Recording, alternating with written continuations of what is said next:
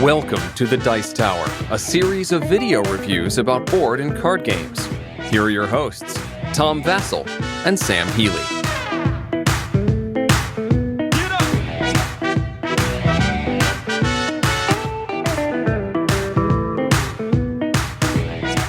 Hey, I'm Tom Vasel. I'm Sam Healey. And for the third time in a row, I'm Zee Garcia. What's happening? don't worry, we'll get him off eventually. Now, this was an odd one for me, this Cthulhu Realms. Might want to put it up there a little bit so they can see it. This game is from Tasty Minstrel Games, and that's what threw me off, because Star Realms in 2014 was one of the most popular games that came out. It was a small little two-player, well, or more, space card game from White Wizards, who had broken off from the guys who made Stoneblade games, who made Ascension. They broke off to make their own company, made this little space game. I was like, Then everyone played it. And everyone played it. It was everywhere. And then this game comes out from the same designer, and it's very similar in feel. You'll see that in a second. But it's from a different company, which I thought was odd. And it's a Cthulhu game from Tasty Minstrel, which, as far as I know, hasn't really Cthulhu'd anything yet. They were due. Is that a verb? To Cthulhu something. Yeah, it can. Oh, yeah, lots of Kickstarters Cthulhu themselves. Okay. It's like Ultimate Doom. Is that what Here's how the game plays.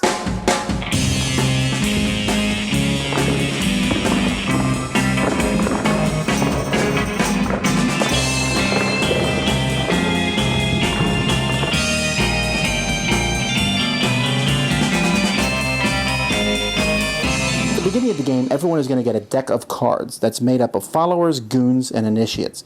Each of these cards has, you can see there's a cost here. Well, these cost nothing.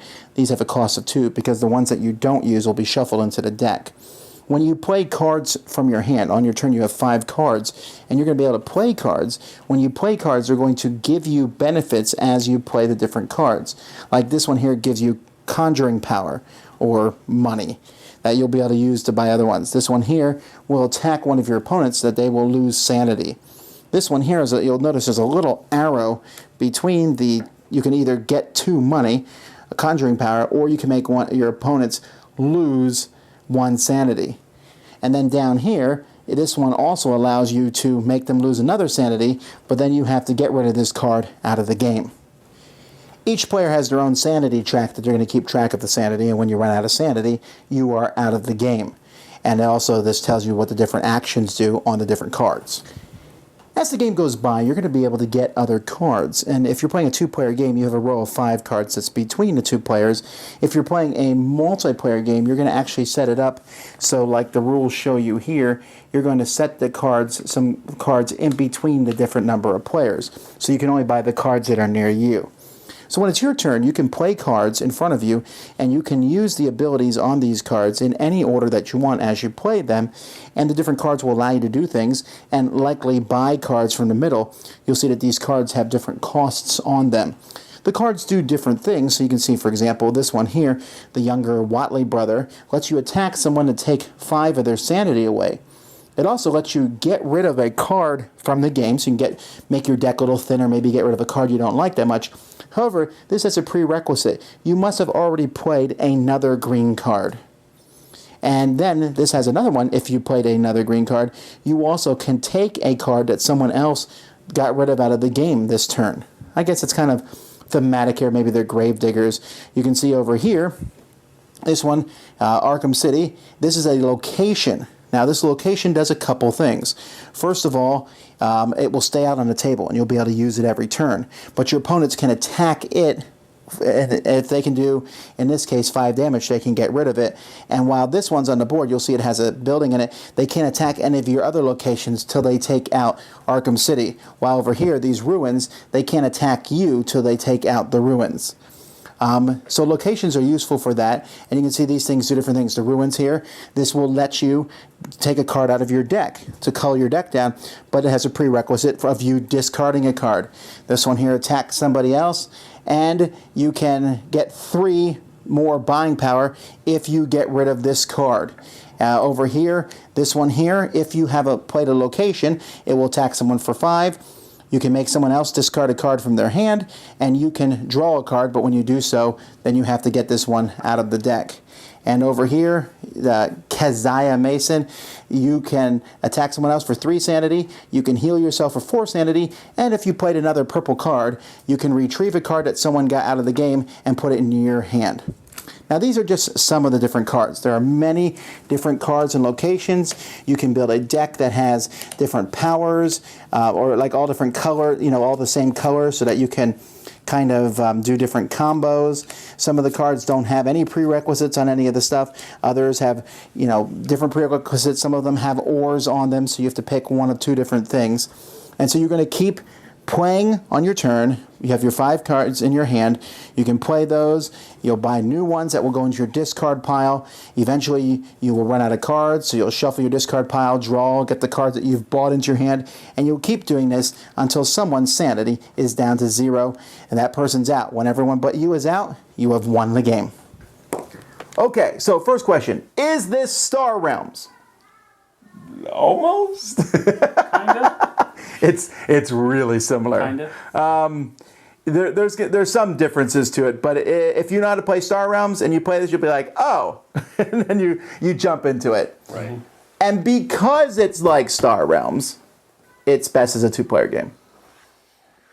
There's that whole... Now, I do like the whole pinwheel thing about the cards between you, and you have to attack people. Yeah. But that whole who do you attack type thing, it just works well in a 2-player game, and also it's fast. A 2-player game is boom, boom, boom, boom, boom. Right.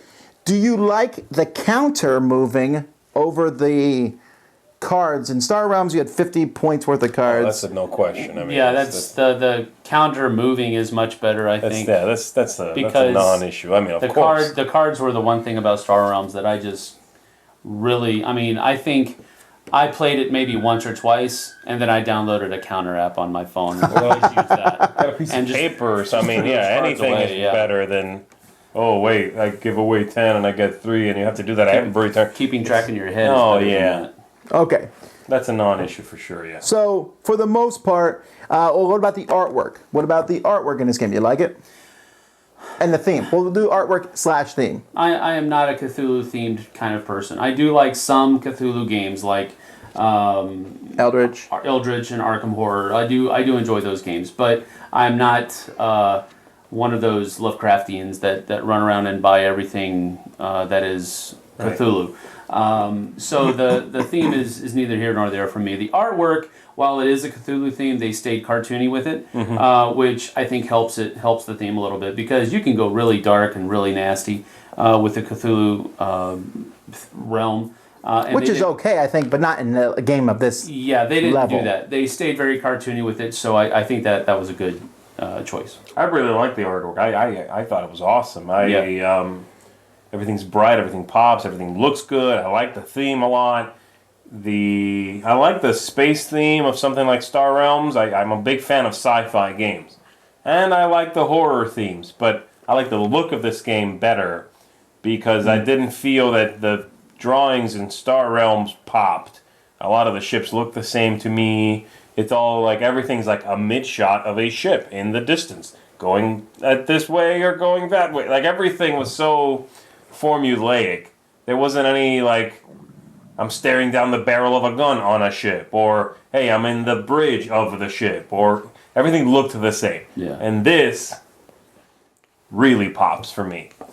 I really like the artwork. I don't really care about Cthulhu one way or the other. I like it, although I think it is kind of being overplayed. But the artwork was really cool. Now, different than the artwork is symbology. That's where the craziness and chaos comes into it, right? Well, okay. Well, you mentioned you like the Cthulhu theme. I like the Cthulhu theme too. But I'm not so sure. I keep forgetting what it's even called. The Conjuring Cost. That got really like, all right, Conjuring Cost. It's just the cost. But who cares? I mean, I did like that they have the symbols. Yeah, I say I'm buying that card. Yeah. I do like how the symbols are here on the side, and they explain what each of these symbols mean. And I felt like the symbols were pretty intuitive. You did not think so. I did not think that they were very intuitive. I did not think that that it was very clear what was required and what See, the problem is, this is my own issue, my little rant here, is that the game has requirements for cards being played, but some of them are easily trackable, and some you have to remember. I don't like that idea. I don't see how you can't remember something that you did this turn. Did you discard a card this turn? Yes or no? Yeah, but these kinds of games have longer and longer turns as the game goes on. That's part of what makes it a deck builder, right? I mean, if you discarded a card this whole turn, then you get to trigger this. That might have been the first thing I did. And now I have to go, it's not trackable. I have to remember that. I don't like that. Whereas if you go, you must have played a green card this turn. All the cards are in front of me. You don't discard the cards until your turn is done. That makes more sense. So I didn't like that. But besides that, the icons are just not that clear. They're confusing. I was consistently asking, what does this do again? And even though I had this, it's still not good enough. Yeah. I mean, I just don't. Well, also there's some of the terminology. I'm not big like Abjura card. That's so annoying. It's trash. Right. Use the same. Okay, I get that they're trying to stay in theme. Yeah. I didn't have a problem with the iconography. My big problem would be with the colors. I felt like there's green and purple and stuff, and I don't know that I haven't played this with anyone who's colorblind, but I mean, they didn't differentiate between the colors other than just color. The colors are the exact same. Right. I mean, there's nothing different than the colors. Yeah, right. And the prerequisite icons are really small, to the point where sometimes I would miss the little discarded card one because it's so small on the thing. That being said, I didn't mind it that much. I enjoyed it to get over that, and I don't think it detracts from the game at all, unless, well, I guess it detracts from it a little bit for you. Mm-hmm. But I think the game is still very playable. It's not like you can't play it. No, that's fine. And again, it's the kind of game that once you've played 15 times, you won't think about it anymore. You know what I mean? So it's a self-correcting issue, but it's an issue if I have to teach the game. So my question then is this: how much do you like the game? I like the game play almost as much as I like Star Realms. Now, I was never one of those persons that was like, "Oh, Star Realms is the oh, well then get off." I mean, I like Star Realms, but it's not mind-blowing to me. And I like this almost as much. The symbols hold it back from me a little bit, honestly, because the theme is great, the artwork's great. I like both of those things as much, if not more, than in Star Realms. But making sure I'm doing everything right with all the symbology slows me down. And that's the kind of game you need to go, boom, boom, boom, boom, go, boom, boom, boom, go. And so in this game, it hampers me a little bit. And so it comes in under that game. And I know we keep comparing it to that game because it's almost... Well, you got it, though. In this case, it's definitely going to be there. I like the game a lot. There's more healing than Star Realms has. A lot more healing. You're able to constantly be pushing your health up to the point where they gave you a chip where you can go above 55, although that was kind of weird. You start with 50, but the card goes to 55. And then you have a chip where you're 55 plus. It's just kind of an odd, why didn't they just make the card go to 50? But anyhow... I do like the back and forth. I think the locations are interesting, and I think it plays pretty well. I had a good time with this. I like it best at 2, but I enjoy it. I will give this 2 insane people's screams up. Okay. It's a great rating. Go ahead. Interesting. Well, I didn't want to take the obvious one. Well, I'm going to take the obvious one then. But I really enjoy it. I really enjoy it. I think Star Realms, I like the space theme a little bit better. I like the artwork here better. If I had to pick one to play over the other, I don't think I think I'm pretty equal on them right now. Maybe Star Realms has more expansion, so I like that for that. But other than that, I'm good with both of them, so I like it. I'll give it 1 Cthulhu tentacle up. I guess that's the obvious one. It is. That's what you were going to say. I'll give it 1 Cthulhu tentacle up. It's, as far as this or Star Realms, it's a very clear Star Realms for me. This is neither here nor there. I think it's a re-implementation of the same system with a theme that I don't really care that much for anyway. So this is easier for me to say go away. Whereas Star Realms sci-fi, that's one of my favorite themes to play games in. So it's kind of just more of a home-based type thing for me. So 1 Cthulhu tentacle up, and comparing this to Star Realms wins. All right. Well, I am also going to give it 1. I'm going to give it 1 Night Gaunt up. I'm dropping He delved Lovecraft knowledge. And I think I like it more than Sam. I know I'm giving it the same rating technically, but I'm a little more passionate about it. I don't think it's as clear a call for me. I'm a little closer to Tom in that this or Star Realms are kind of, it's almost the same thing. I just think I can teach and play Star Realms more readily than this.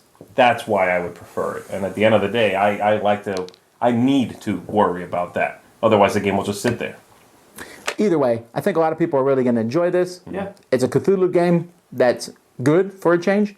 Or there's many good ones out, but there's many bad ones too. Yes. So Cthulhu Realms from Tasty Minstrel. Thanks so much for watching the Dice Tower videos. Find more great videos and reviews, as well as our top-rated audio podcast at Dicetower.com. You can also find other great shows at Dicetowernetwork.com. I'm Eric Summerer, and you've been watching The Dice Tower. The Dice Tower is sponsored by Cool Stuff Inc., where you can find great games for great prices. Cool stuff in stock. Check them out at CoolStuffInc.com.